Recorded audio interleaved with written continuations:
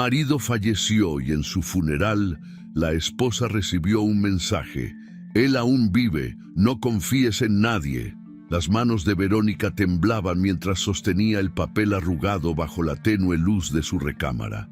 Sus ojos recorrían una y otra vez las mismas palabras escritas con tinta negra, palabras que no tenían ningún sentido, pero que al mismo tiempo lo cambiaban absolutamente todo. Él todavía vive. No confíes en nadie. Ella dejó caer la nota sobre su regazo y miró hacia la ventana, donde las luces de San Diego parpadeaban en la distancia como testigos silenciosos de su confusión. Apenas hacía unas horas había estado frente al ataúd de su esposo, rodeada de cientos de personas que lloraban su partida, y ahora alguien le decía que Daniel seguía con vida.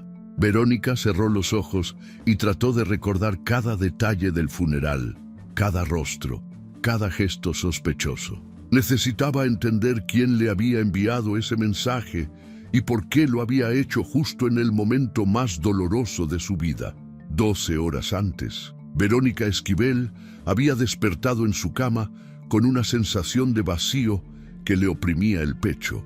La casa estaba en silencio, ese silencio pesado que solo existe cuando alguien importante ya no está. Ella miró hacia el lado derecho de la cama, donde Daniel solía dormir, y vio las sábanas perfectamente tendidas, frías, sin vida. Hacía 3 días que su esposo había muerto en un terrible accidente automovilístico en la carretera que conectaba San Diego con Tijuana. Según el reporte policial, Daniel perdió el control de su camioneta en una curva peligrosa. El vehículo se volcó varias veces y terminó incendiándose. Los paramédicos llegaron demasiado tarde. El cuerpo quedó tan carbonizado que la identificación tuvo que hacerse mediante los objetos personales que llevaba: su reloj de oro, su anillo de matrimonio y su cartera con las identificaciones. Verónica se levantó de la cama y caminó descalza hasta el baño. Se miró en el espejo y casi no reconoció a la mujer que le devolvía la mirada. Sus ojos estaban hinchados de tanto llorar, su piel lucía pálida y sin vida, y su cabello negro caía desordenado sobre sus hombros. Ella tenía 40 años, pero en ese momento se sentía como si tuviera 100. Durante 15 años había sido la esposa de Daniel Rojas, el exitoso empresario de importaciones y exportaciones, el hombre respetado en la comunidad latina de San Diego, el esposo que siempre llegaba tarde a casa, pero que aseguraba estar construyendo un futuro mejor para ambos. Y ahora ese futuro se había desvanecido en cuestión de segundos, consumido por el fuego igual que el cuerpo de su esposo. Ella se duchó rápidamente, dejando que el agua caliente recorriera su cuerpo, mientras intentaba encontrar fuerzas para enfrentar el día. El funeral estaba programado para las 11 de la mañana en la iglesia de Nuestra Señora del Rosario, una construcción histórica ubicada en el corazón de Little Italy, donde la familia Rojas había asistido durante generaciones. Verónica sabía que la iglesia estaría repleta. Daniel era conocido por muchas personas. Tenía socios comerciales, empleados, amigos de la universidad, clientes importantes y toda una red de contactos que había cultivado durante años. Todos querrían despedirse de él, todos querrían darle el pésame a la viuda, y ella tendría que mantenerse firme y digna, aunque por dentro se estuviera desmoronando. Después de vestirse con un elegante traje negro de 2 piezas, Verónica bajó las escaleras de su casa, una hermosa residencia estilo español ubicada en North Park, con techos altos, pisos de madera y ventanales que dejaban entrar la luz del sol californiano.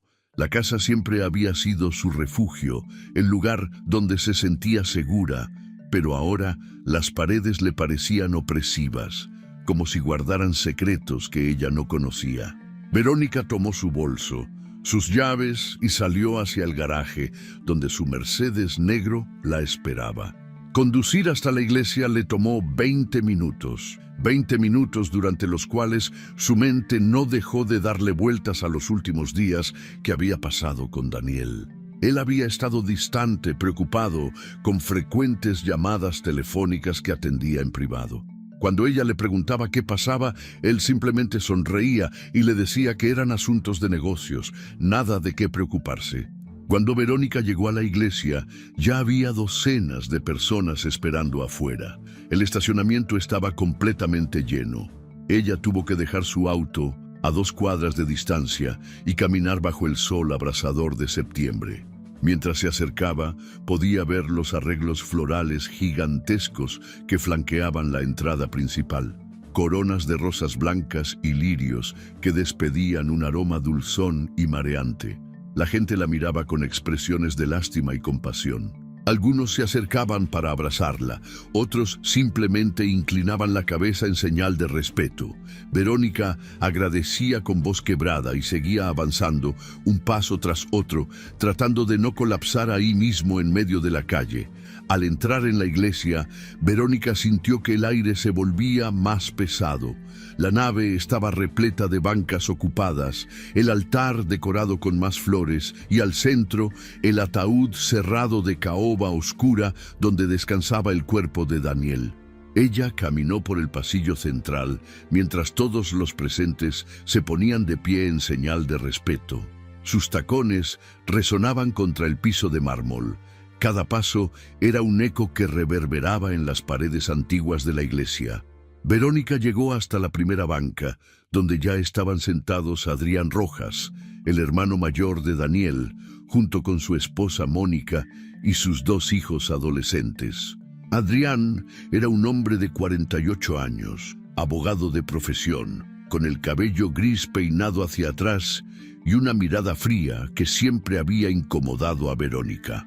Él se puso de pie cuando ella llegó y le dio un abrazo breve, casi mecánico.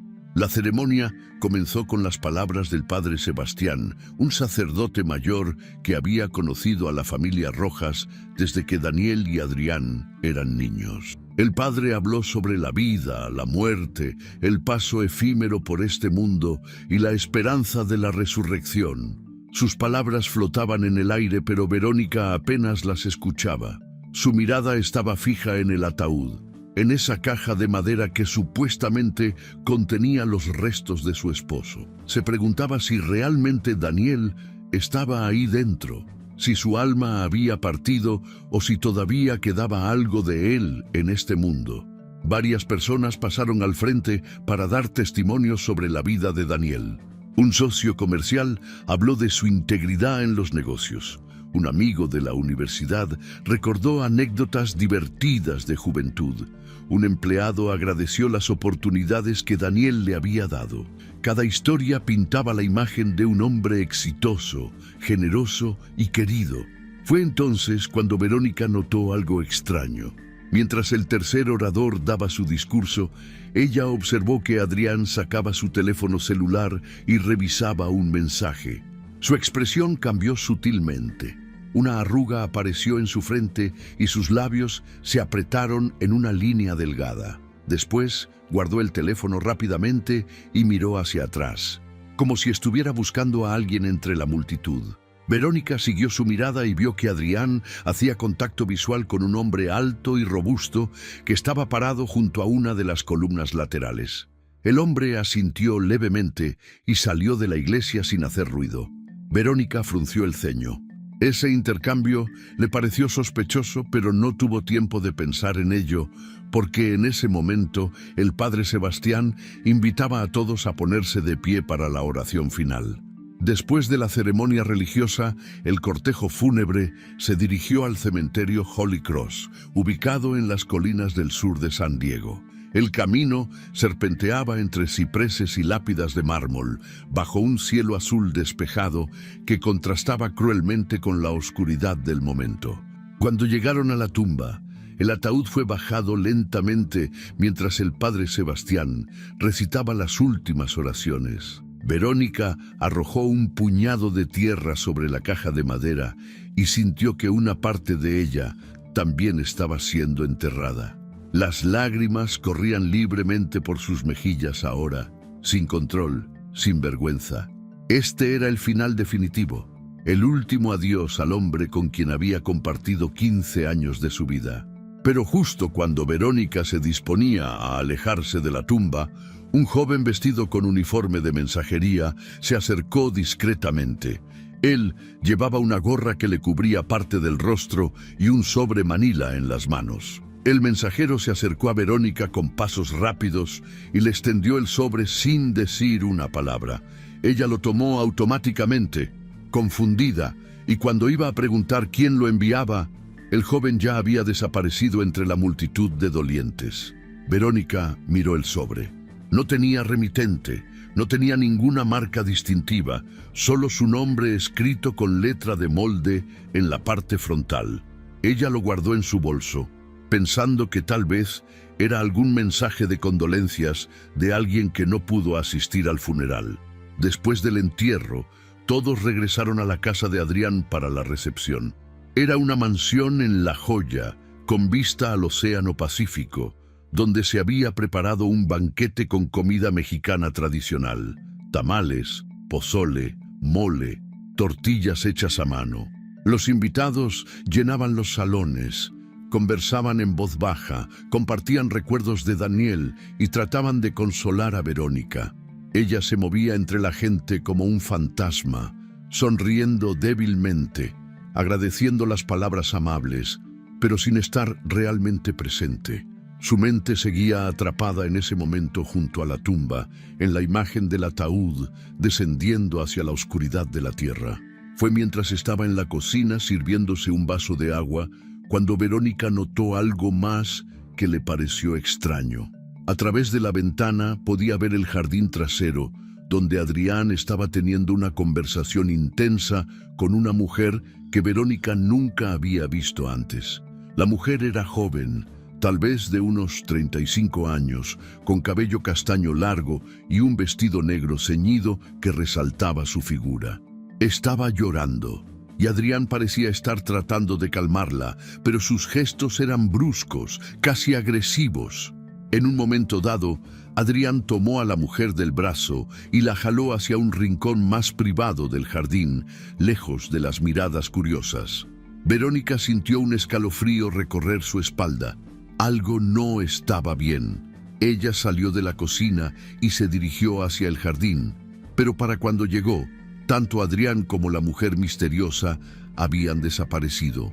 Verónica preguntó a algunos invitados si sabían quién era esa mujer, pero nadie parecía tener información. Una prima lejana comentó que tal vez era alguna empleada de la empresa de Daniel, pero no estaba segura.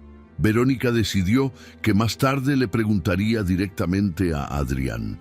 Por ahora, solo quería que este día terminara, quería regresar a su casa, meterse en la cama y dormir hasta olvidar todo el dolor que sentía.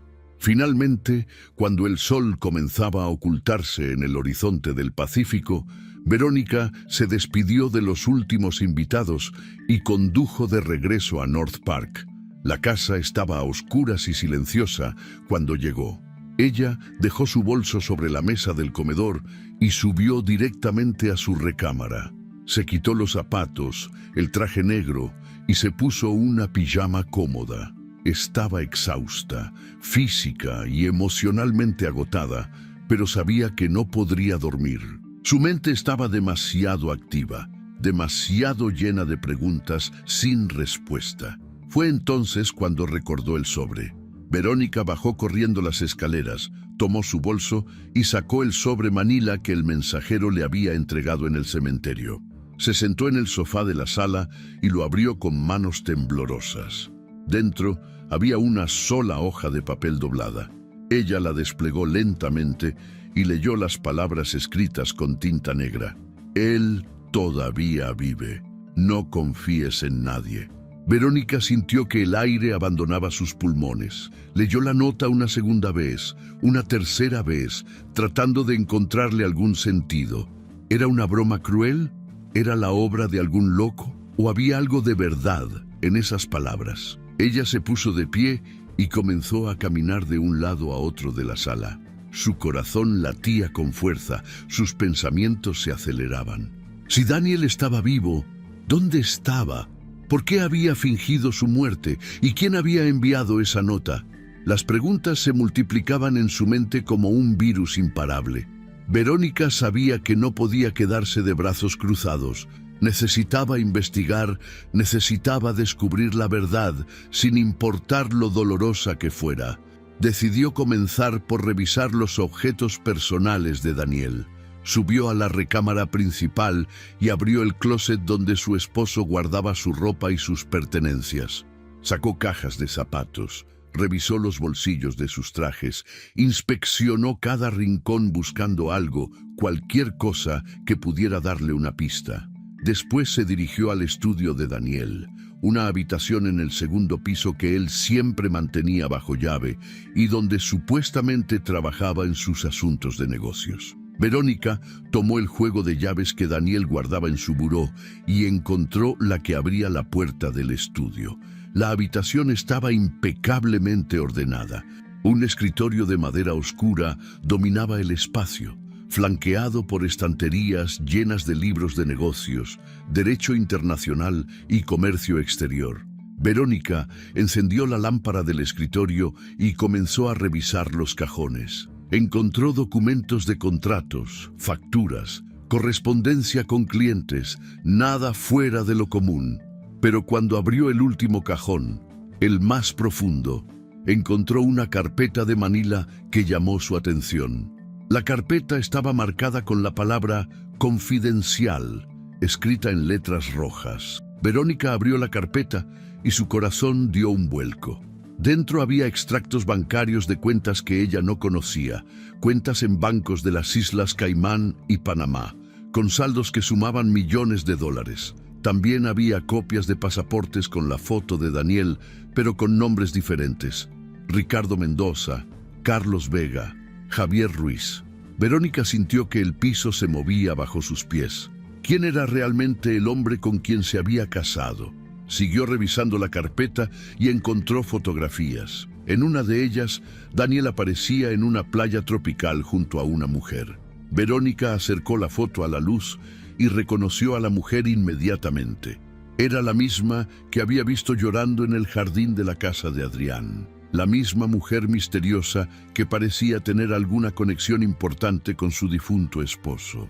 Verónica sintió que las lágrimas volvían a brotar de sus ojos, pero esta vez no eran lágrimas de tristeza, sino de rabia y traición. Daniel le había mentido durante años, había llevado una vida secreta que ella nunca sospechó, y ahora alguien le estaba diciendo que él seguía vivo. Verónica tomó la carpeta completa y la llevó a su recámara. Se sentó en la cama y siguió revisando cada documento, cada fotografía, tratando de armar el rompecabezas de la vida oculta de su esposo. Había recibos de hoteles en Tijuana, Guadalajara y Ciudad de México. Había números telefónicos anotados en pedazos de papel sin ningún nombre asociado. Había anotaciones crípticas que hablaban de envíos, mercancía y contactos. La noche avanzaba y Verónica no podía detenerse. Cada nuevo descubrimiento la sumergía más profundo en un mundo de sombras y mentiras. Se preguntaba cómo había sido tan ciega, cómo no había notado las señales. Daniel viajaba constantemente, llegaba tarde a casa, recibía llamadas a deshoras y ella siempre había aceptado sus explicaciones sin cuestionarlas. Había confiado en él completamente y ahora esa confianza se sentía como la peor de las ingenuidades. Cuando el reloj marcó las 3 de la mañana, Verónica finalmente dejó los documentos a un lado y se recostó en la cama. Su mente era un torbellino de emociones contradictorias: dolor, ira, confusión, miedo.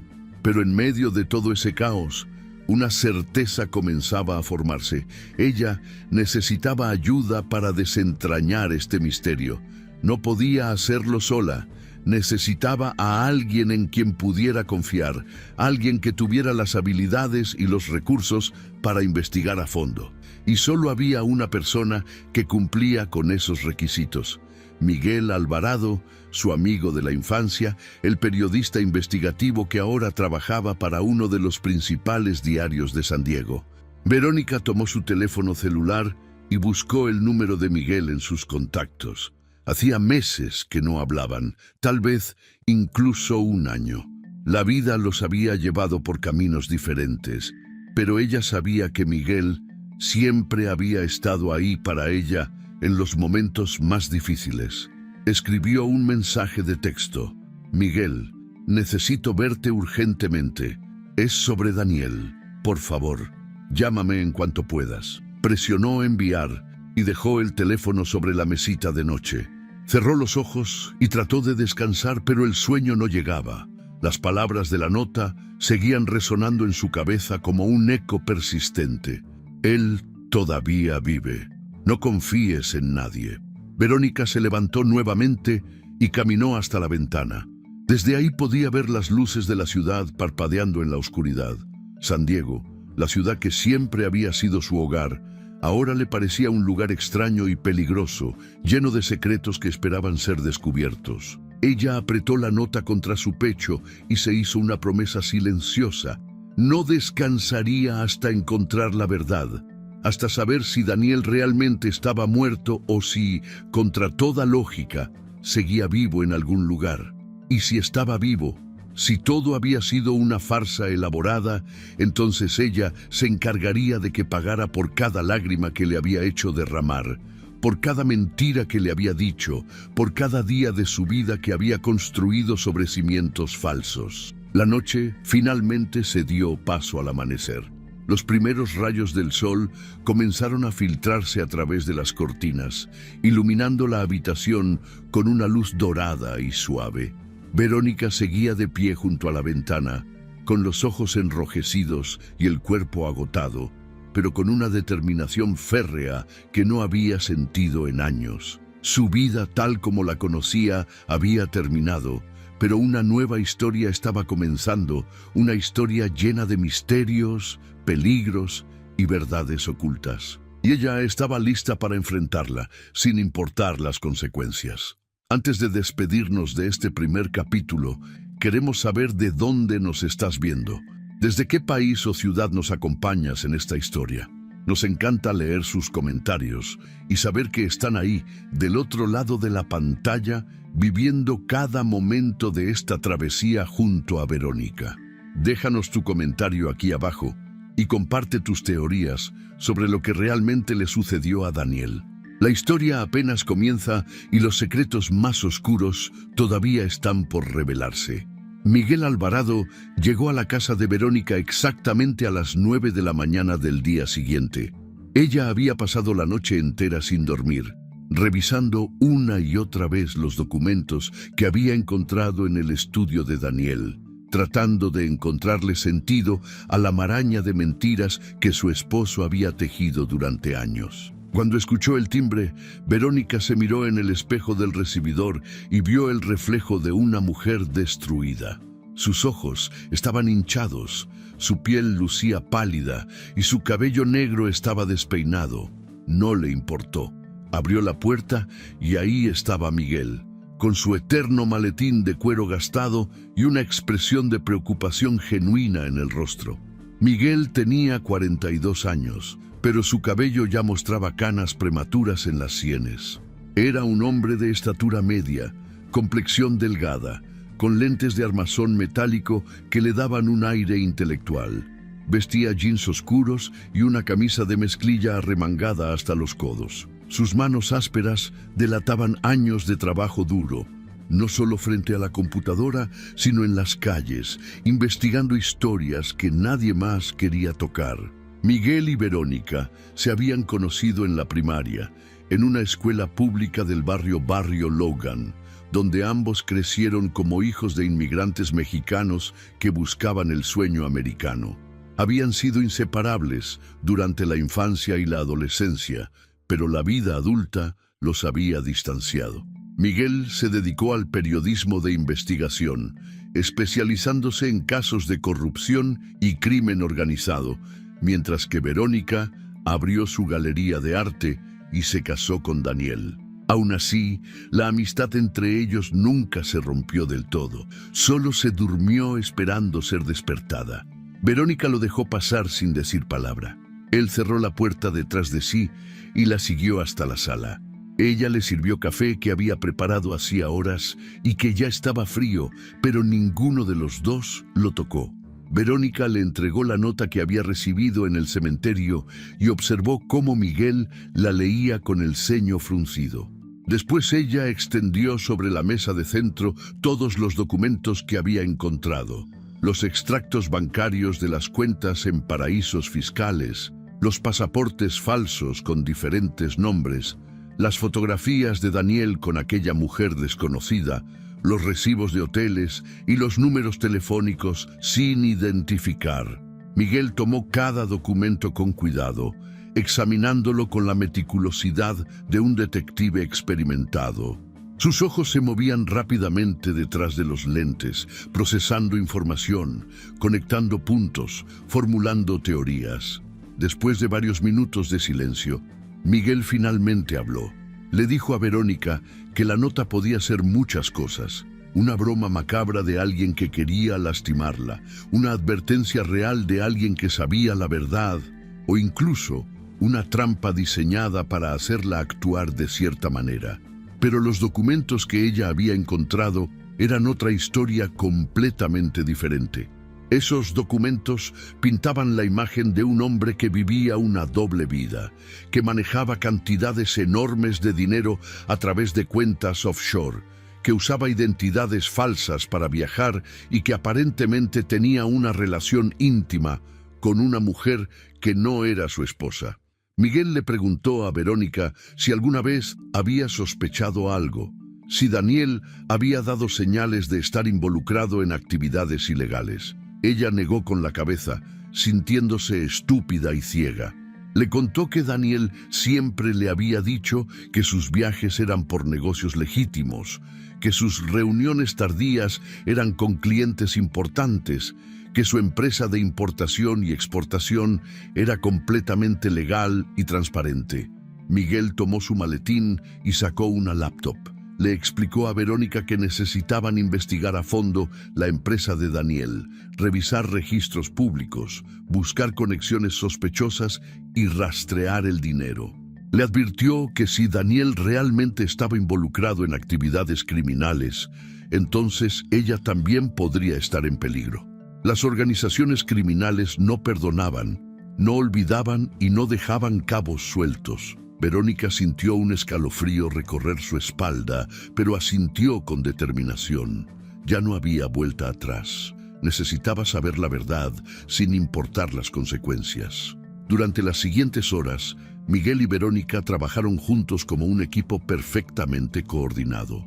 Él comenzó a buscar información en bases de datos públicas, registros comerciales y archivos de noticias, mientras que ella llamaba a conocidos de Daniel, tratando de obtener información adicional sin levantar sospechas. Miguel descubrió que la empresa de Daniel, llamada Comercio Global Rojas, estaba registrada oficialmente como una compañía de importación de productos textiles, electrónicos y alimentos desde México, Centroamérica y Sudamérica. En papel, todo parecía legítimo.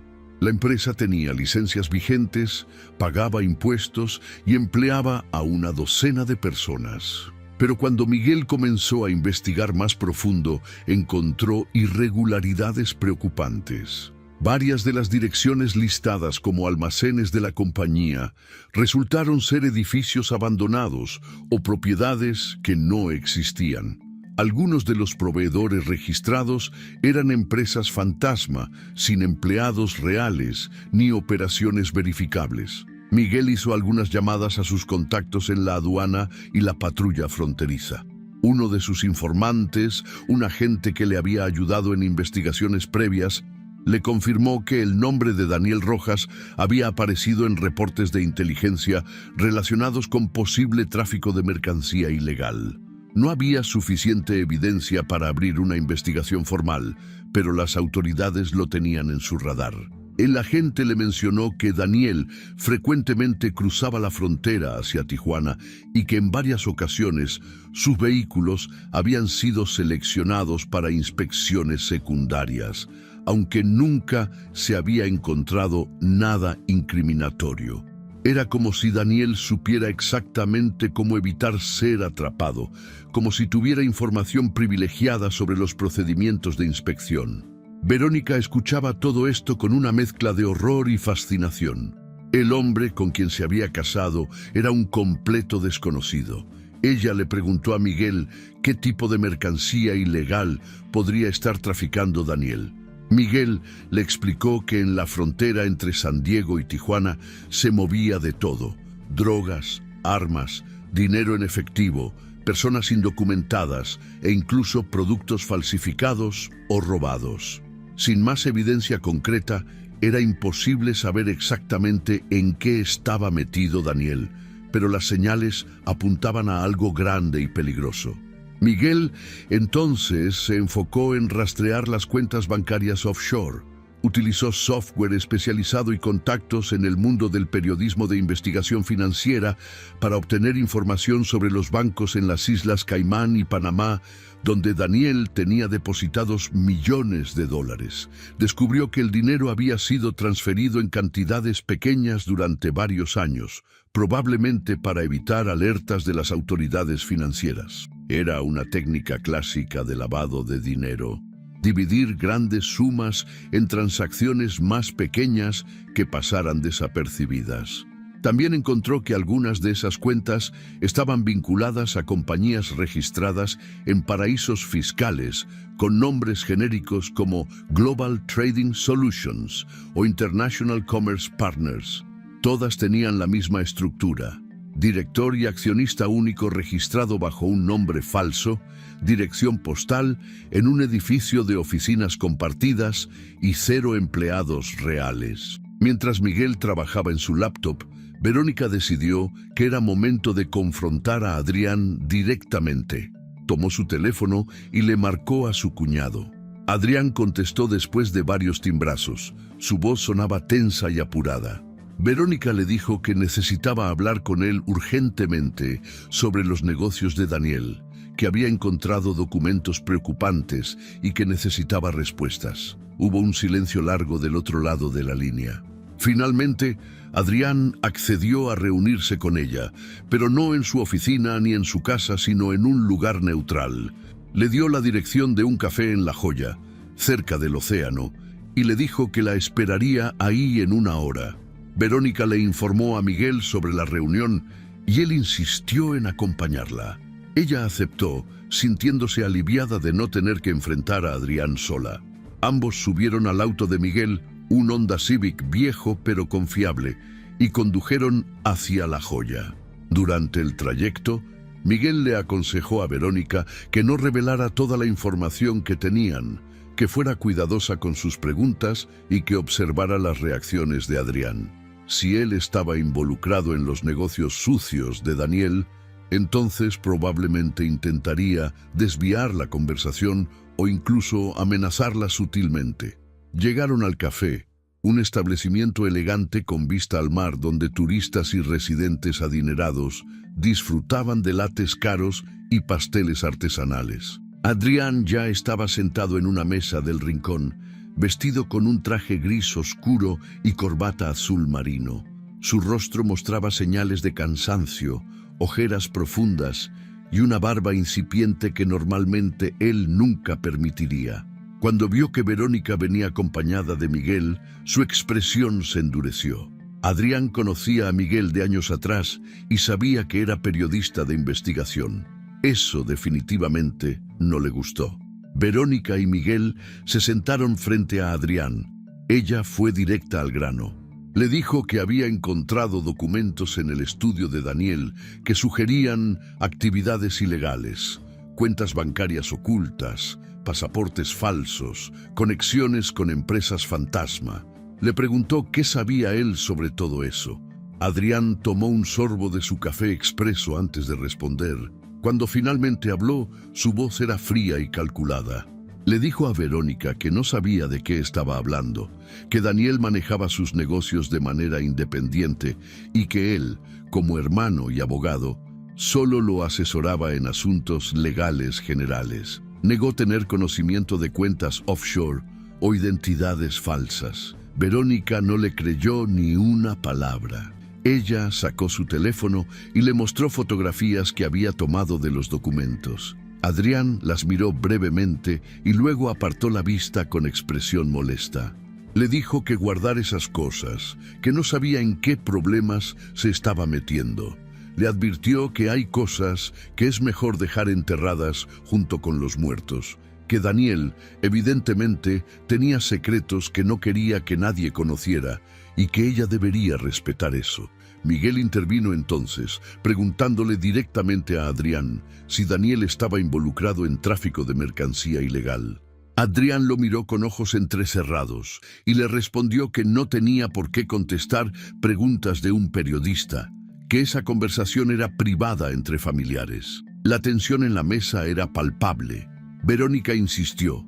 Le dijo a Adrián que ella tenía derecho a saber la verdad sobre su esposo, que había vivido 15 años con un hombre que aparentemente era un criminal. Adrián se inclinó hacia adelante, acercando su rostro al de Verónica, y le habló en voz baja, pero con un tono amenazante. Le dijo que ella no entendía en qué mundo se había estado moviendo Daniel, que había gente peligrosa involucrada, gente que no dudaría en hacerle daño si descubría que ella estaba husmeando en asuntos que no le concernían. Le advirtió que dejara las cosas como estaban, que cobrara el seguro de vida que Daniel había dejado, que vendiera la casa y que se mudara lejos de San Diego para empezar de nuevo. Le dijo que esa era la única manera de mantenerse a salvo. Verónica sintió que la sangre se le helaba en las venas, no por miedo, sino por rabia. Le preguntó a Adrián si él estaba amenazándola. Él negó con la cabeza, pero su expresión decía lo contrario. Le repitió que solo estaba tratando de protegerla, que era lo que Daniel hubiera querido. Después se puso de pie, dejó un billete de $20 sobre la mesa para pagar su café y se marchó sin decir nada más. Verónica y Miguel se quedaron ahí sentados, procesando lo que acababa de suceder. Era claro que Adrián sabía mucho más de lo que estaba dispuesto a admitir. También era claro que él estaba asustado, y eso significaba que la situación era aún más peligrosa de lo que habían imaginado. De regreso en el auto, Miguel le dijo a Verónica que necesitaban encontrar a la mujer de las fotografías, la que había estado llorando en el funeral. Si ella era la amante de Daniel, entonces probablemente sabía detalles íntimos de su vida que Verónica desconocía. Miguel tenía contactos en la comunidad latina de San Diego y decidió utilizarlos para localizar a la mujer misteriosa. Le pidió a Verónica que le enviara las fotografías que había encontrado en el estudio de Daniel. Ella lo hizo inmediatamente y Miguel comenzó a hacer llamadas mientras conducía de regreso a North Park. Esa tarde, mientras Verónica trataba de mantener una apariencia de normalidad, atendiendo algunos asuntos pendientes de la galería de arte, Miguel trabajaba incansablemente siguiendo pistas. Mostró las fotografías a varios de sus contactos, desde dueños de restaurantes hasta líderes comunitarios, hasta que finalmente alguien reconoció a la mujer. Se llamaba Claudia Marentes, de 35 años, originaria de Guadalajara pero radicada en San Diego desde hacía una década. Trabajaba como relacionista pública para una empresa de bienes raíces de lujo y era conocida por frecuentar los círculos sociales de empresarios exitosos. Miguel consiguió su dirección y su número telefónico a través de un contacto en el Departamento de Registros Públicos. Al día siguiente, Miguel decidió abordar a Claudia directamente. Fue hasta su apartamento en el exclusivo barrio de Hillcrest, un edificio moderno de 5 pisos con portero y seguridad. Miguel se identificó como periodista y le dijo al portero que necesitaba hablar con la señorita Marentes sobre un artículo que estaba escribiendo. El portero llamó al apartamento y después de unos minutos le dio acceso. Miguel subió al 4º piso y tocó la puerta del apartamento 408. Claudia abrió la puerta vestida con ropa deportiva, como si acabara de regresar del gimnasio. Era una mujer atractiva, de cabello castaño largo, ojos verdes y una figura esbelta. Cuando Miguel se presentó y mencionó el nombre de Daniel Rojas, el rostro de Claudia se descompuso. Trató de cerrar la puerta, pero Miguel puso su pie para impedirlo. Le suplicó que le diera solo 5 minutos, que él sabía que ella y Daniel habían tenido una relación y que necesitaba información para ayudar a la viuda. Claudia dudó, pero finalmente accedió a hablar. Lo dejó pasar al apartamento, que estaba decorado con muebles modernos y minimalistas. Se sentaron en la sala y Claudia comenzó a hablar con voz temblorosa. Le confesó a Miguel que sí, ella había sido la amante de Daniel durante los últimos 3 años. Se conocieron en un evento de negocios en el Hotel del Coronado y la conexión entre ellos fue instantánea. Daniel le había dicho que su matrimonio con Verónica estaba muerto, que solo permanecían juntos por apariencias y que él planeaba divorciarse pronto. Claudia se enamoró perdidamente de él. Daniel la trataba como una reina, le compraba regalos caros, la llevaba a viajes románticos a Cabo San Lucas, Puerto Vallarta y Cancún. Ella creía que finalmente había encontrado al amor de su vida. Pero en las últimas semanas, antes de su muerte, Daniel había cambiado. Estaba nervioso, paranoico, revisaba constantemente su teléfono y miraba sobre su hombro como si alguien lo estuviera siguiendo. Una noche, después de hacer el amor, Daniel le confesó que estaba en problemas serios. Le dijo que había hecho negocios con gente peligrosa, que les debía dinero o favores que no podía pagar y que temía por su vida. Claudia le rogó que fuera a la policía, que buscara protección, pero Daniel le dijo que eso solo empeoraría las cosas. Le hizo prometer que si algo le pasaba, ella no buscaría venganza ni hablaría con nadie sobre su relación. Claudia le prometió, pero ahora que él estaba muerto, esa promesa le pesaba como una losa de cemento. Miguel le preguntó si Daniel había mencionado nombres específicos, organizaciones o detalles sobre los negocios ilegales. Claudia negó con la cabeza. Las lágrimas corrían libremente por sus mejillas ahora. Le dijo que Daniel siempre fue muy cuidadoso de no darle información específica. Decía que era para protegerla.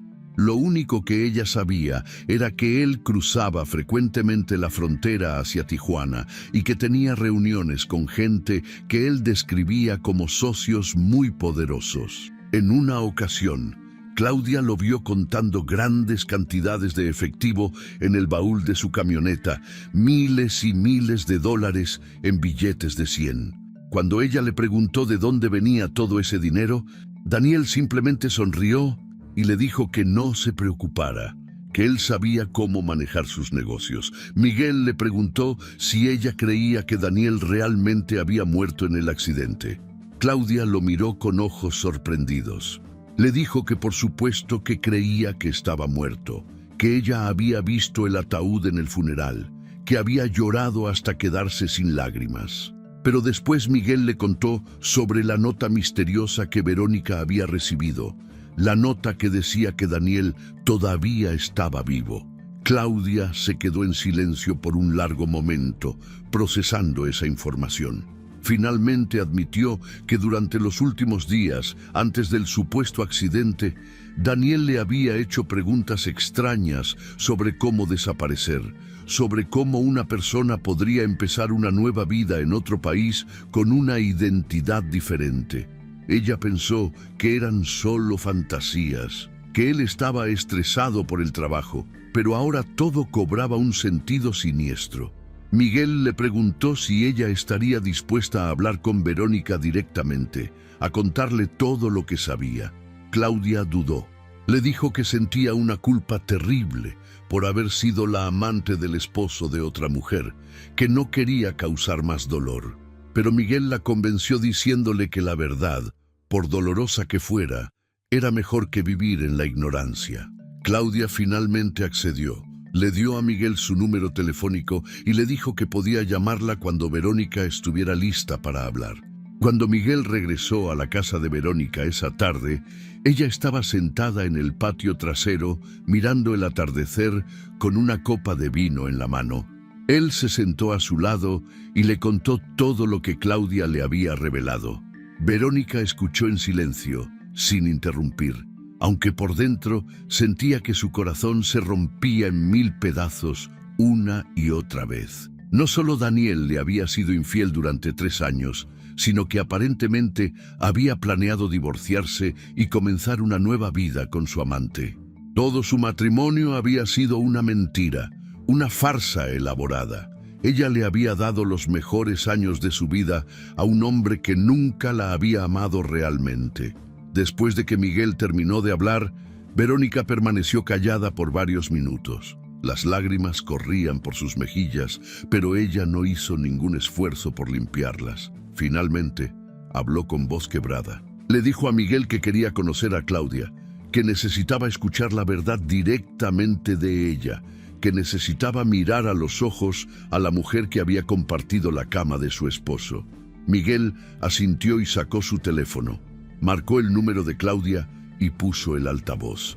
Después de 3 timbrazos, Claudia contestó. Miguel le explicó que estaba con Verónica y que ella quería hablar. Hubo un silencio incómodo y después Claudia aceptó reunirse con ellas al día siguiente. Esa noche, Verónica no pudo dormir nuevamente. Su mente era un torbellino de preguntas sin respuesta. ¿Daniel realmente había muerto en el accidente o había fingido su muerte para escapar de sus problemas?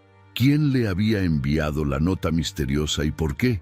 ¿Adrián estaba involucrado en los negocios ilegales de su hermano? ¿Y qué papel jugaba Claudia en todo esto? Cada respuesta que encontraba solo generaba más preguntas, como si estuviera tratando de armar un rompecabezas gigantesco con la mitad de las piezas perdidas. A las 3 de la mañana, Verónica se levantó y bajó al estudio de Daniel. Volvió a revisar los documentos, esta vez con más cuidado, buscando detalles que hubiera pasado por alto la primera vez. Encontró un cuaderno escondido detrás de los libros en una de las estanterías. El cuaderno contenía anotaciones en código, combinaciones de números y letras que no tenían sentido aparente. También había dibujos extraños, mapas rudimentarios de lo que parecía ser la zona fronteriza entre San Diego y Tijuana, con ciertas ubicaciones marcadas con X rojas. Verónica tomó fotografías de cada página del cuaderno y se las envió a Miguel por mensaje de texto. Al amanecer, Miguel ya había comenzado a analizar las imágenes. Utilizó software de descifrado y consultó con un experto en criptografía que le debía un favor. Después de varias horas de trabajo, lograron descifrar parte del código. Las anotaciones eran registros de envíos, fechas, cantidades y ubicaciones de entrega. Todo apuntaba a una operación de tráfico bien organizada que había estado funcionando durante años. Los números coincidían con las cantidades de dinero depositadas en las cuentas offshore. Daniel había estado moviendo mercancía ilegal a través de la frontera sistemáticamente, probablemente trabajando para una organización criminal más grande que utilizaba su empresa legítima como fachada. Miguel llamó a Verónica y le compartió sus hallazgos. Le dijo que la situación era peor de lo que habían imaginado inicialmente.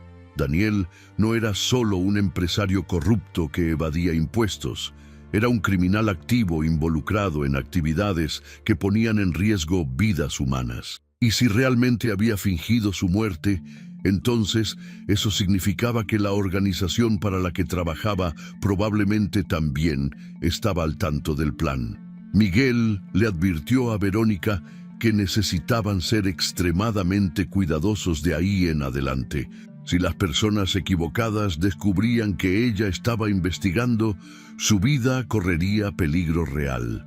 Verónica sintió miedo por primera vez desde que todo esto comenzó. Hasta ese momento había estado operando con pura adrenalina y determinación, pero ahora la realidad de la situación comenzaba a asentarse.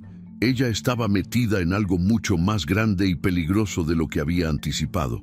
Le preguntó a Miguel si deberían ir a la policía con toda la información que habían recopilado. Él le dijo que todavía no, que necesitaban más evidencia concreta antes de involucrar a las autoridades. Además, si había corrupción policial involucrada, como frecuentemente ocurría en casos de crimen organizado transfronterizo, entonces acudir a la policía podría alertar a las personas equivocadas y poner en peligro la investigación. La reunión con Claudia estaba programada para esa tarde en un parque público cerca del centro de San Diego. Verónica llegó 15 minutos antes de la hora acordada, acompañada de Miguel. Se sentaron en una banca bajo la sombra de un árbol y esperaron. A las 3 en punto, Claudia apareció caminando por el sendero del parque. Vestía jeans, una blusa blanca sencilla y lentes de sol grandes que ocultaban sus ojos. Se sentó en la banca frente a Verónica y durante un largo momento ninguna de las dos mujeres habló. Finalmente, Verónica rompió el silencio. Le dijo a Claudia que no estaba ahí para juzgarla ni para pelear, que solo quería entender qué había sucedido realmente con Daniel. Claudia se quitó los lentes de sol y Verónica pudo ver que sus ojos estaban rojos e hinchados de tanto llorar. Claudia comenzó a hablar con voz entrecortada. Le contó a Verónica todo sobre su relación con Daniel, cómo se habían conocido, cómo él la había cortejado, las promesas que le había hecho. Le dijo que ella nunca había querido ser la otra mujer, que Daniel le había asegurado una y otra vez que su matrimonio estaba terminado, que solo era cuestión de tiempo antes de que se divorciara. Claudia admitió que había sido una tonta por creerle, que debió haber sabido que un hombre casado siempre tiene excusas para no dejar a su esposa. Verónica escuchó todo sin interrumpir, aunque cada palabra era como un puñal clavándose en su corazón. Cuando Claudia terminó de hablar, Verónica le hizo una pregunta directa. ¿Creía ella que Daniel había fingido su muerte? Claudia respondió con honestidad brutal. Dijo que no lo sabía con certeza, pero que definitivamente era posible. Daniel había estado actuando cada vez más extraño en las últimas semanas. Había mencionado la posibilidad de desaparecer y comenzar de nuevo en otro lugar. Pero si realmente había fingido su muerte, entonces eso significaba que las había traicionado a ambas, que había jugado con sus sentimientos y las había usado para sus propios fines egoístas. Las dos mujeres se miraron y en ese momento compartieron un entendimiento silencioso. Ambas habían sido víctimas del mismo hombre. Ambas habían sido engañadas y manipuladas. Verónica extendió su mano y Claudia la tomó. No era perdón exactamente, pero era un reconocimiento de su dolor compartido. Miguel observó este intercambio desde cierta distancia, permitiendo que las dos mujeres tuvieran su momento. Después se acercó y les dijo que necesitaban trabajar juntas si querían descubrir la verdad. Claudia estuvo de acuerdo. Ella también quería respuestas, también quería saber si el hombre que había amado realmente estaba muerto o si todo había sido una elaborada mentira. La primera llamada llegó a las 2 de la mañana. El teléfono de Verónica vibró sobre la mesita de noche, sacándola de un sueño inquieto. Ella contestó sin mirar la pantalla, pensando que tal vez era Miguel con alguna noticia urgente. Pero al otro lado de la línea solo había silencio. Un silencio pesado y amenazante que hizo que se le erizara la piel. Después escuchó una respiración lenta y deliberada, como si alguien estuviera saboreando su miedo. Verónica preguntó quién era, pero no obtuvo respuesta. La llamada se cortó abruptamente. Ella se quedó sentada en la cama, con el corazón latiendo aceleradamente, tratando de convencerse de que había sido solo una equivocación. Pero en el fondo, sabía que no era así. La segunda llamada llegó al día siguiente mientras Verónica conducía hacia su galería de arte. Esta vez una voz distorsionada, probablemente usando algún tipo de modulador electrónico, le dijo con tono frío que dejara de hacer preguntas, que olvidara todo lo que había descubierto y que siguiera adelante con su vida. Cuando Verónica intentó responder, la voz la interrumpió bruscamente. Le advirtió que los accidentes suceden todos los días en San Diego que sería una lástima que ella sufriera uno. Después, la llamada terminó. Verónica detuvo el auto a un lado de la carretera. Las manos le temblaban tanto que no podía sostener el volante. Marcó inmediatamente el número de Miguel y le contó lo sucedido. Él le dijo que regresara a casa de inmediato, que no fuera a la galería y que no saliera sola hasta que él llegara. Cuando Miguel arribó a la casa de Verónica una hora después, traía consigo un técnico en seguridad que era de su confianza. Entre los dos, revisaron el teléfono de Verónica, instalaron aplicaciones para rastrear llamadas y configuraron sistemas de alerta.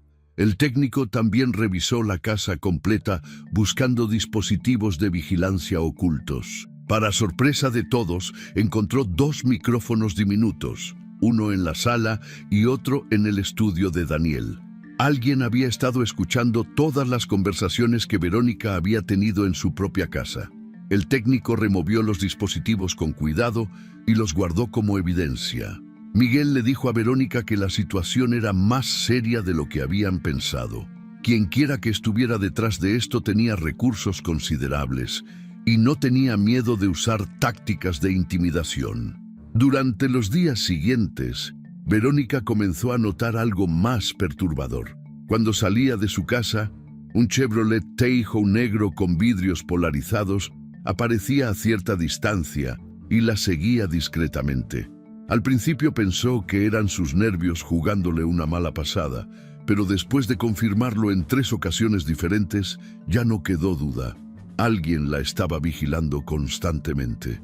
Miguel contrató a un investigador privado, un exagente del FBI llamado Robert Chen, para que investigara quién estaba detrás de la camioneta negra. Chen logró obtener el número de placas y rastrearlas hasta una empresa de seguridad privada con sede en Chula Vista, cerca de la frontera con México. Esa empresa tenía reputación de ofrecer servicios poco convencionales a clientes que preferían operar en las sombras. Mientras tanto, Miguel continuaba profundizando en la investigación de los asuntos financieros de Daniel. Fue entonces cuando hizo un descubrimiento que cambió completamente el panorama de la situación. Revisando documentos de seguros archivados en bases de datos públicas, Miguel encontró que Daniel había contratado una póliza de seguro de vida por $5 millones apenas 6 semanas antes de su supuesto accidente. La beneficiaria era Verónica. Lo extraño era que Daniel nunca le había mencionado nada sobre esa póliza. También era sospechoso el momento. ¿Por qué un hombre aparentemente saludable de 45 años contrataría repentinamente un seguro millonario? Miguel consultó con un experto en fraudes de seguros que le explicó que esta era una señal de alerta clásica. Muchas veces, cuando alguien planea fingir su muerte o cuando alguien más planea asesinarlo, se contratan pólizas grandes poco antes del evento para maximizar el beneficio económico. Miguel compartió esta información con Verónica durante una reunión en su casa. Ella se quedó helada. Le dijo que Daniel nunca mencionó nada sobre contratar un seguro nuevo. De hecho, ella pensaba que la única póliza que tenían era una pequeña de $100,000 que habían contratado años atrás cuando compraron la casa. La existencia de esta póliza millonaria planteaba preguntas aterradoras. Daniel la había contratado porque planeaba fingir su muerte y quería asegurarse de que Verónica estuviera financieramente protegida. O alguien más sabía de la póliza y había visto en la muerte de Daniel una oportunidad para enriquecerse. Verónica decidió entonces contactar nuevamente a Claudia. Necesitaba saber si Daniel le había mencionado algo sobre seguros de vida o planes a futuro. Se reunieron en un restaurante discreto en el barrio de Normal Heights. Claudia llegó usando una peluca rubia y lentes oscuros, claramente nerviosa de ser vista en público con Verónica. Cuando se sentaron, Verónica le preguntó directamente si Daniel alguna vez había hablado de seguros. Claudia pensó por un momento y después recordó algo. Le dijo que aproximadamente 2 meses antes del accidente, Daniel Le había preguntado de manera casual qué haría ella si él muriera repentinamente. Claudia pensó que era una pregunta morbosa y extraña, pero Daniel insistió. Le preguntó si ella estaría bien económicamente, si tendría dinero suficiente para seguir adelante. Después mencionó que había estado pensando en su propia mortalidad, en asegurarse de que las personas que amaba estuvieran protegidas. En ese momento, Claudia no le dio mucha importancia a la conversación, pero ahora todo cobraba un significado siniestro. Claudia también le reveló algo más a Verónica. Le contó que en las últimas semanas, antes del accidente, Daniel había actuado cada vez más paranoico. Revisaba su auto constantemente como si pensara que alguien había colocado un rastreador o una bomba. Cambiaba de rutas frecuentemente cuando conducía. Miraba por encima del hombro todo el tiempo. Una noche, después de hacer el amor, Daniel le confesó que sentía que alguien lo quería muerto. Cuando Claudia le preguntó quién, él simplemente negó con la cabeza y dijo que mientras menos supiera ella, más segura estaría. Le hizo prometer que si algo le pasaba, ella no buscaría venganza ni intentaría descubrir la verdad. Le dijo que las personas involucradas eran extremadamente peligrosas y que no tenían escrúpulos. Esa conversación confirmó las sospechas de Verónica. Daniel sabía que su vida estaba en peligro. La pregunta era si logró fingir su muerte a tiempo o si realmente lo asesinaron. Miguel decidió que era momento de obtener el reporte forense oficial del accidente. Utilizó sus contactos en el departamento médico del condado y después de varios días de insistencia, logró que un empleado simpatizante le facilitara una copia del reporte. Lo que encontró ahí fue revelador y perturbador a partes iguales. El reporte indicaba que el cuerpo recuperado de la camioneta incendiada estaba carbonizado hasta el punto de ser irreconocible. No fue posible obtener huellas dactilares utilizables ni realizar una identificación dental concluyente porque los dientes estaban demasiado dañados por el calor extremo. La identificación oficial se había hecho únicamente mediante los objetos personales encontrados en el cuerpo. Un reloj Rolex con las iniciales de Daniel grabadas, su anillo de matrimonio y una cartera con su licencia de conducir y tarjetas de crédito. No se había realizado ninguna prueba de ADN porque, según el reporte, no había sido considerada necesaria, dada la evidencia circunstancial.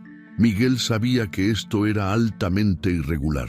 En casos de muerte violenta con cuerpo irreconocible, el protocolo estándar requería confirmación mediante ADN. Más sospechoso aún era el hecho de que el detective asignado inicialmente al caso, un veterano llamado Richard Kowalski, con 20 años de experiencia en homicidios, había sido transferido misteriosamente a una oficina en el norte de California apenas una semana después de que el caso fue cerrado como accidente. Miguel intentó contactar al detective Kowalski, pero descubrió que su nuevo número telefónico no aparecía en ninguna base de datos pública. Era como si alguien hubiera querido sacarlo de circulación rápidamente. Miguel compartió todos estos hallazgos con Verónica y con Robert Chen, el investigador privado. Los tres se reunieron para analizar la situación. Chen sugirió que necesitaban investigar más a fondo a Adrián, el hermano de Daniel.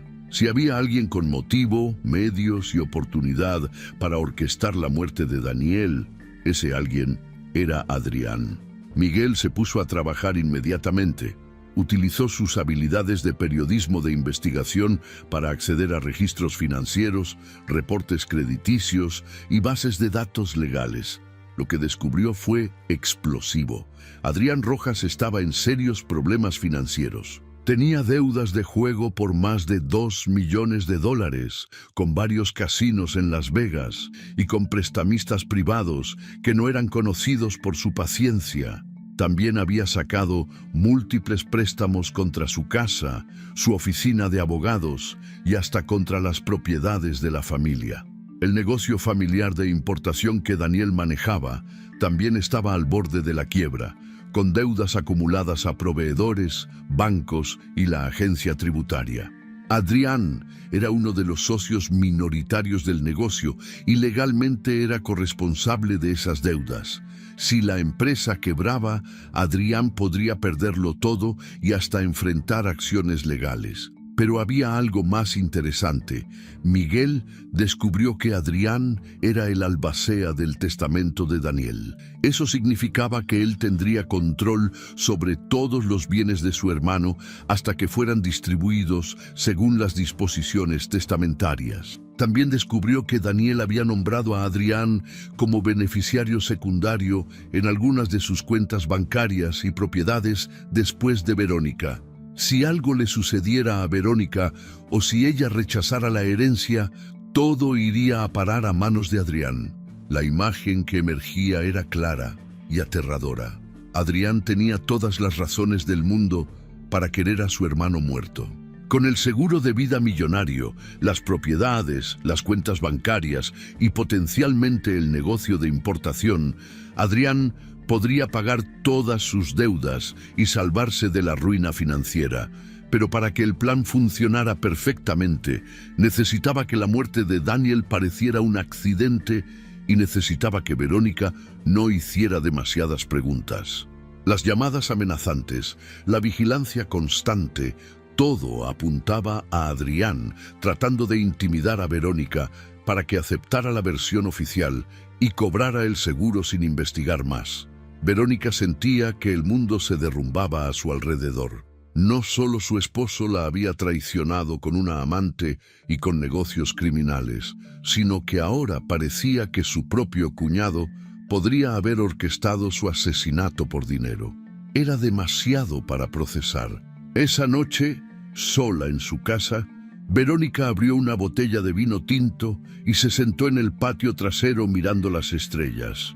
Pensaba en todos los momentos felices que había compartido con Daniel, en las risas, los viajes, los sueños que habían construido juntos. Todo había sido una mentira. Cada sonrisa, cada te amo, cada promesa de un futuro juntos, todo falso.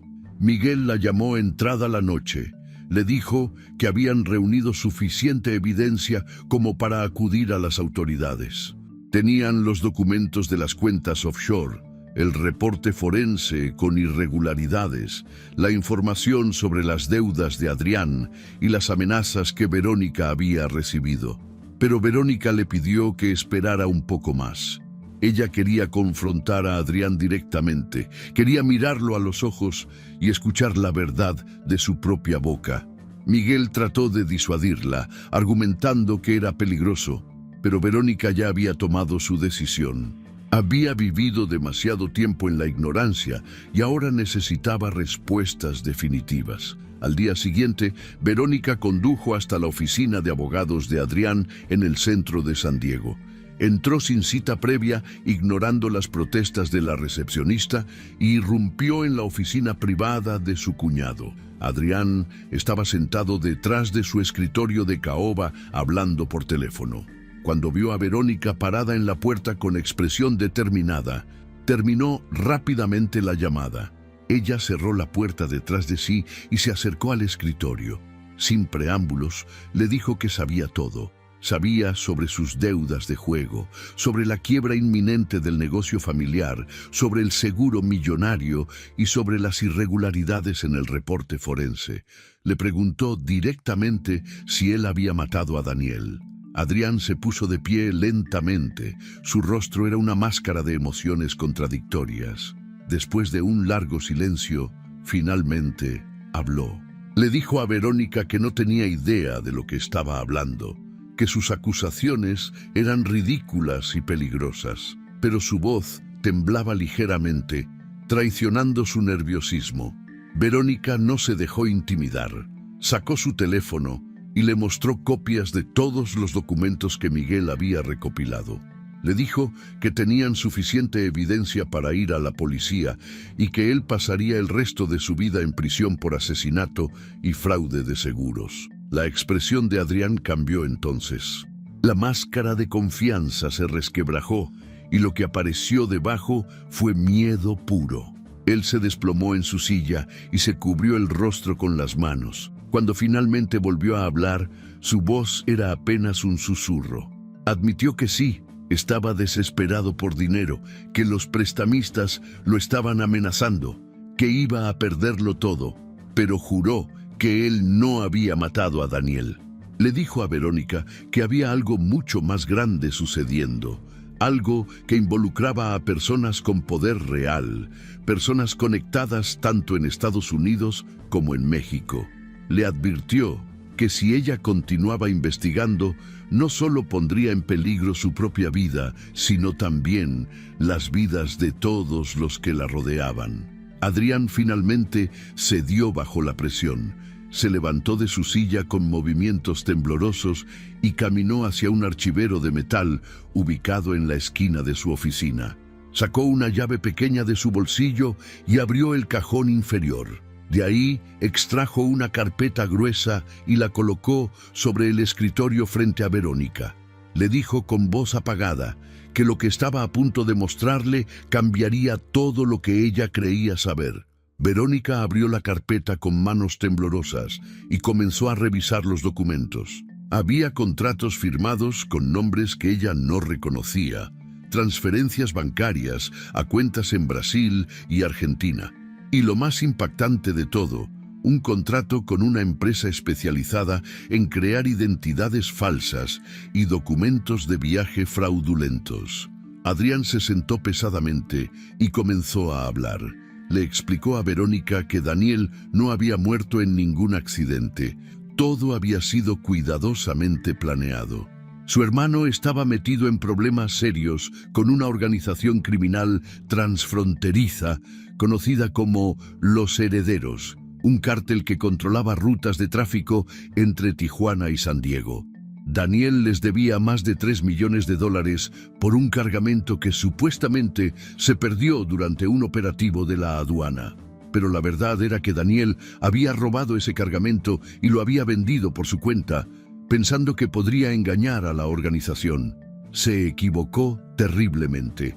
Cuando los herederos descubrieron la traición, pusieron precio a su cabeza. Daniel sabía que tenía dos opciones: morir o desaparecer. Eligió la segunda. Verónica escuchaba con incredulidad. Le preguntó a Adrián cómo sabía todo eso y por qué había guardado silencio. Adrián respondió que Daniel acudió a él desesperado, pidiéndole ayuda para planear su desaparición. Al principio se negó, pero Daniel lo chantajeó.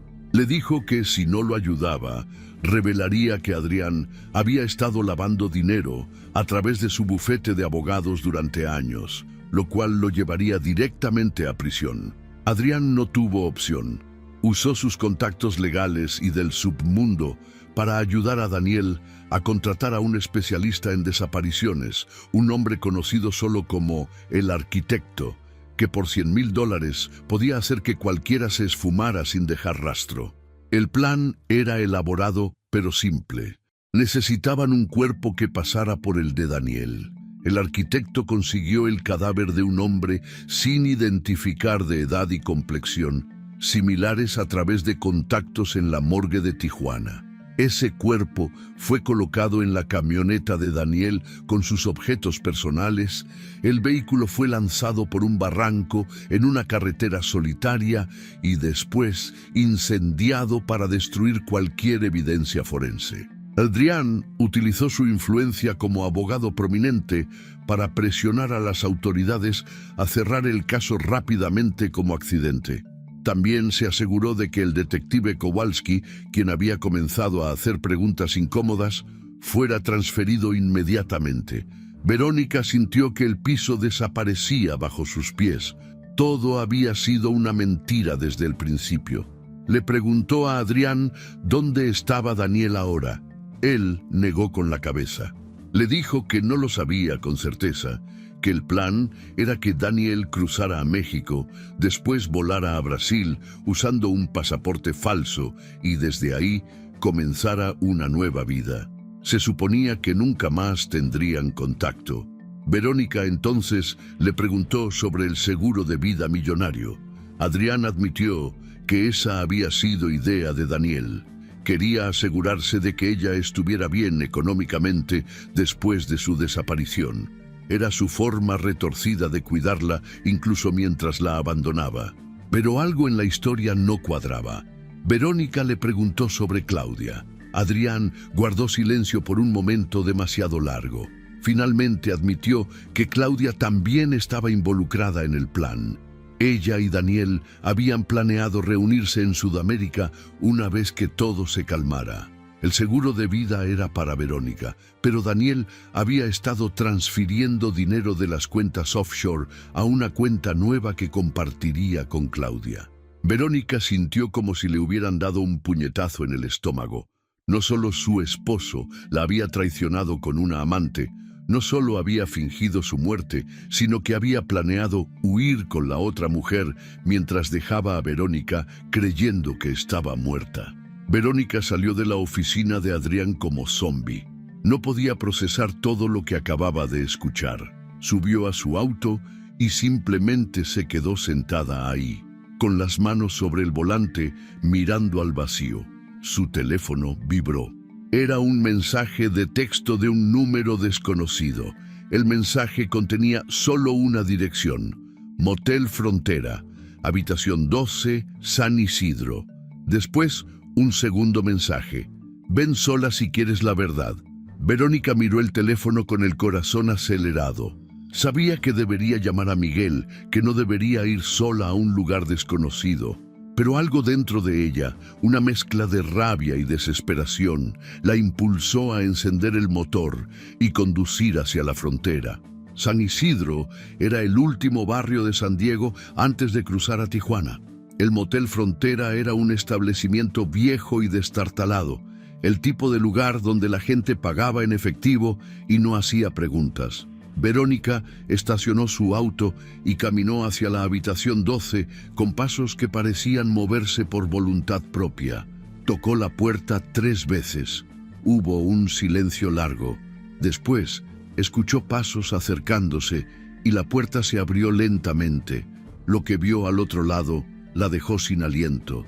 Ahí estaba Daniel, vivo, de pie frente a ella con barba de varios días, el cabello más largo y despeinado, ropa arrugada y ojos que revelaban noches sin dormir. Por un momento ninguno de los dos habló. Verónica sentía que estaba en un sueño, o más bien en una pesadilla. Daniel dio un paso atrás y le hizo señas para que entrara. Ella lo hizo, cerrando la puerta detrás de sí. La habitación era pequeña y olía a humedad. Una cama deshecha, una televisión vieja y cortinas raídas. Daniel se sentó en el borde de la cama y le indicó a Verónica que tomara la única silla disponible. Ella permaneció de pie, con los brazos cruzados, esperando. Daniel comenzó a hablar con voz ronca. Le dijo que sentía mucho todo lo que había pasado, que nunca quiso lastimarla. Verónica soltó una risa amarga. Le preguntó cómo esperaba que creyera algo de lo que dijera después de todas las mentiras. Daniel bajó la mirada. Admitió que había sido un cobarde, que había tomado decisiones egoístas y ahora estaba pagando el precio.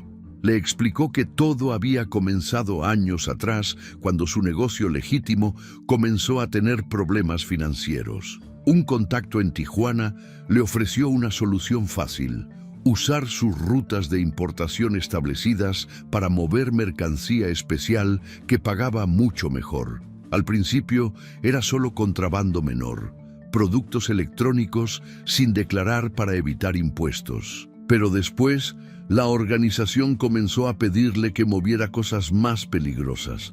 Para cuando quiso salirse, ya era demasiado tarde. Estaba atrapado. Verónica escuchó sin interrumpir, aunque cada palabra era como veneno. Daniel continuó.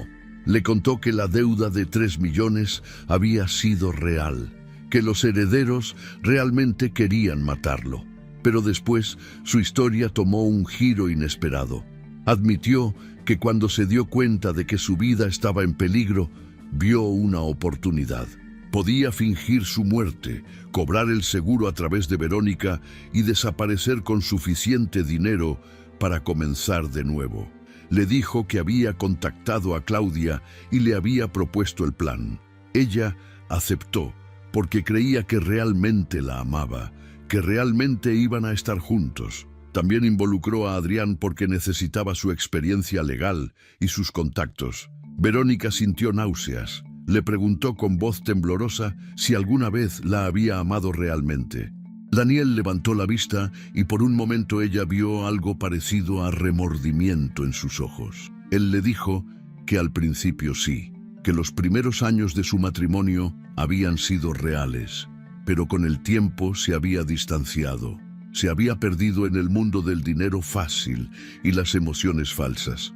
Conocer a Claudia había sido como un escape, una fantasía donde podía ser alguien diferente.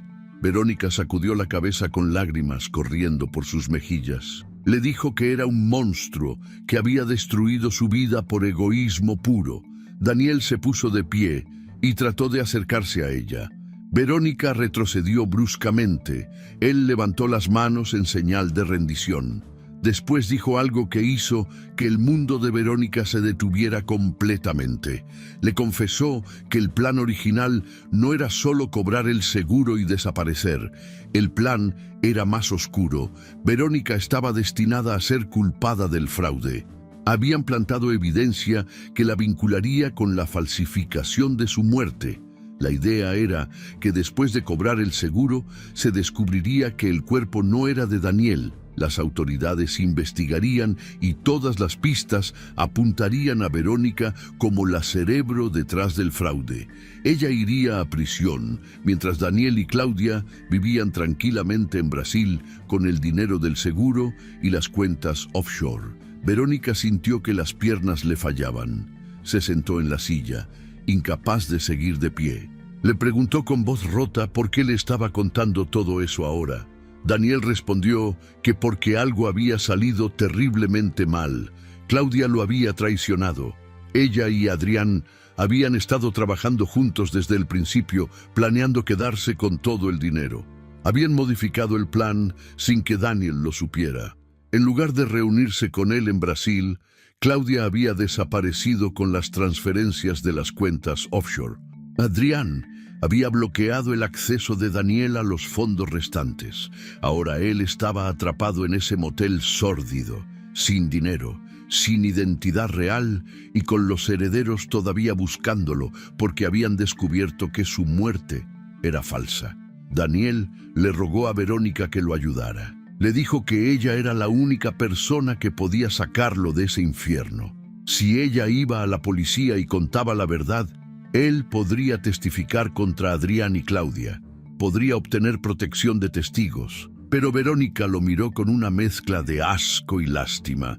Se puso de pie lentamente. Le dijo que él había cavado su propia tumba y que ahora tendría que acostarse en ella. Le dijo que había destruido 15 años de su vida, que la había usado como peón en su juego enfermo, que había planeado enviarla a prisión por sus propios crímenes. No merecía su ayuda ni su compasión. Verónica caminó hacia la puerta.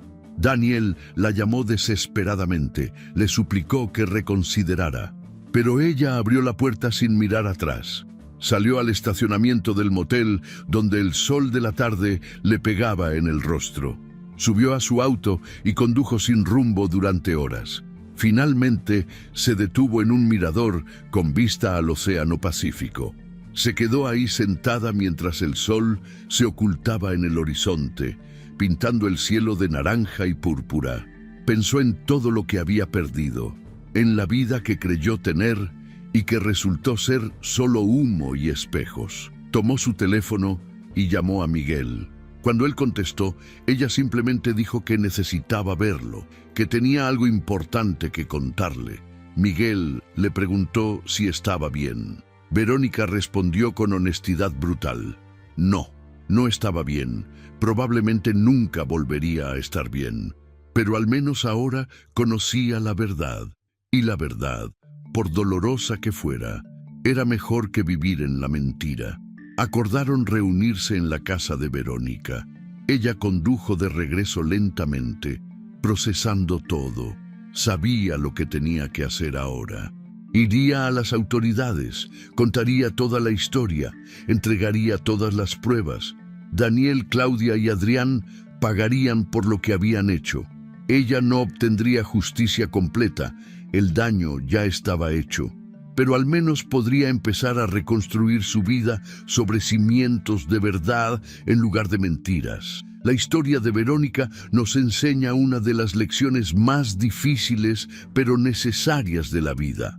La verdad, por dolorosa que sea, siempre será mejor que vivir en la comodidad de una mentira. Verónica pasó 15 años construyendo una vida que creía real, amando a un hombre que pensaba conocer, confiando en personas que consideraba su familia. Cuando todo se derrumbó, cuando descubrió que cada sonrisa había sido falsa y cada promesa había sido vacía, tuvo dos opciones: hundirse en la desesperación o levantarse con la fuerza que solo da a conocer la verdad. Muchas veces en la vida nos aferramos a ilusiones porque la realidad nos asusta. Preferimos creer en la versión bonita de las cosas, en las palabras dulces de quienes nos rodean, en la idea de que las personas que amamos nunca nos harían daño. Pero la verdadera fortaleza no está en evitar el dolor, sino en enfrentarlo de frente, en tener el valor de hacer las preguntas difíciles y de aceptar las respuestas incómodas. Verónica pudo haber decidido quedarse en la ignorancia, cobrar el seguro, mudarse lejos y fingir que nada había pasado. Pero ella eligió el camino más difícil: buscar la verdad sin importar el costo. Esta historia también nos recuerda que las personas no siempre son lo que parecen. Daniel era el esposo respetable, el empresario exitoso, el hombre que todos admiraban. Pero detrás de esa fachada había un criminal, un mentiroso y un manipulador capaz de planear la destrucción de su propia esposa para salvar su pellejo. Adrián era el cuñado protector, el abogado prominente, pero resultó ser cómplice de una conspiración cruel. Claudia parecía ser la amante enamorada, pero era otra manipuladora buscando su propio beneficio. En un mundo lleno de máscaras, debemos aprender a mirar más allá de las apariencias y confiar en nuestros instintos cuando algo no se siente correcto. Pero quizás la lección más poderosa de esta historia es sobre la reconstrucción. Verónica lo perdió todo: su matrimonio, su confianza, su sentido de identidad, 15 años de su vida. Pero al final, cuando se sentó frente al océano viendo el atardecer, tomó una decisión fundamental. No permitiría que las acciones de otros definieran su futuro. Eligió buscar justicia, eligió reconstruirse sobre cimientos de verdad, eligió seguir adelante. Y eso es lo que todos debemos recordar cuando la vida nos golpea. No importa cuántas veces nos derriben, siempre podemos elegir levantarnos. No importa cuántas mentiras nos hayan dicho, siempre podemos elegir vivir en la verdad. No importa cuánto dolor hayamos sufrido, siempre podemos elegir sanar. La traición duele, la mentira destruye, pero lo que hacemos después de descubrir la verdad es lo que realmente define quiénes somos. Verónica pudo haberse convertido en una víctima para siempre, pero eligió convertirse en una sobreviviente. Esa es la lección que todos debemos llevar en nuestros corazones. Cuando la vida te quite todo, cuando descubras que lo que creías real era solo una ilusión, tienes el poder de decidir tu próximo capítulo. Puedes elegir la amargura o puedes elegir la sabiduría. Puedes elegir el rencor o puedes elegir la liberación. Puedes elegir quedarte atrapado en el pasado o puedes elegir construir un futuro mejor. Si te gustó esta historia, deja tu comentario y cuéntanos desde qué país nos estás viendo. Es muy importante para nosotros. Deja tu like y suscríbete al canal para seguir recibiendo historias increíbles, como esta nueva historia que está apareciendo para ti ahora. Haz clic en la historia que está apareciendo en pantalla y sorpréndete.